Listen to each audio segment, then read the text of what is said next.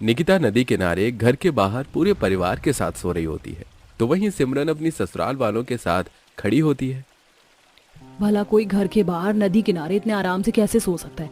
देखो इसे कैसे सो रही है।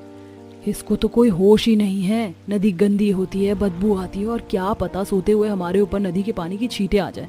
मुझे तो समझ नहीं आ रहा है बिना एसी के यहाँ ये इतने आराम से कैसे सो सकती है। इतने टाइम से तो ये हमारे साथ एसी में ही सो रही थी।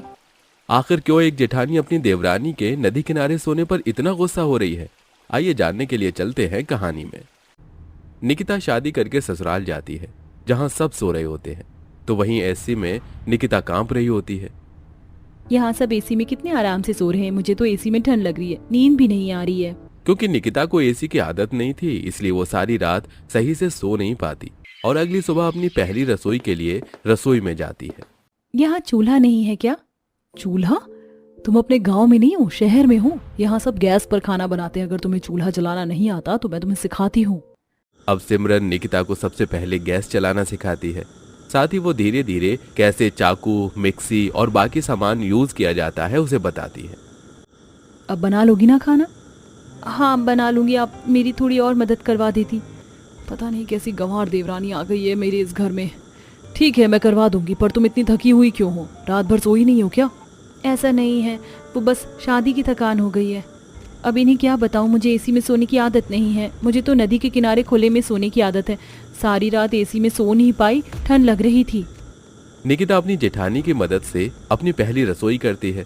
सभी घर वालों को उसके हाथों का खाना भी पसंद आता है। देखते ही देखते पूरा दिन बीत जाता है और रात को एक बार फिर एसी चलने की वजह से निकिता को नींद नहीं आती। क्या करूं, यहाँ तो सब एसी में सोते हैं, कितनी ठंड लग रही है। मुझे तो नींद ही नहीं आ रही। एक काम करती हूँ, सबसे छुपकर छत पर जाकर सो जाती हूँ। वैसे भी यहाँ पर सब सुबह 6-7 बजे उठते हैं और मुझे तो 5 बजे उठने की आदत है। इनसे पहले उठकर नीचे आ जाऊंगी।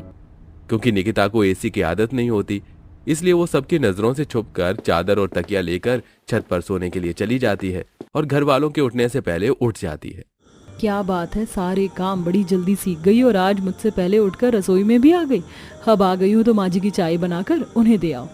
माँ जी ने कभी मुझे बताया था कि उन्हें सुबह बेड पर चाय चाहिए होती है, इसीलिए मैंने उनकी चाय पहले ही बना ली है। चेहरे पर मुस्कान लेकर निकिता अपनी सास के कमरे में जाती है। माँ जी आपकी चाय। बहू जरा अपनी नंद को भी देख उठी या नहीं। आज उसका एग्जाम है, जल्दी कॉलेज जाना है उसे। हाँ माँ जी, मैं भी काजल को उठा कर आती हूँ। इतना बोलकर निकिता काजल को उठाने जाती है। समय बीतता है और निकिता घर वालों के साथ धीरे धीरे घुल मिल जाती है। ऐसे ही एक रात जब पूरा परिवार सो रहा होता है तो निकिता सबकी नजरों से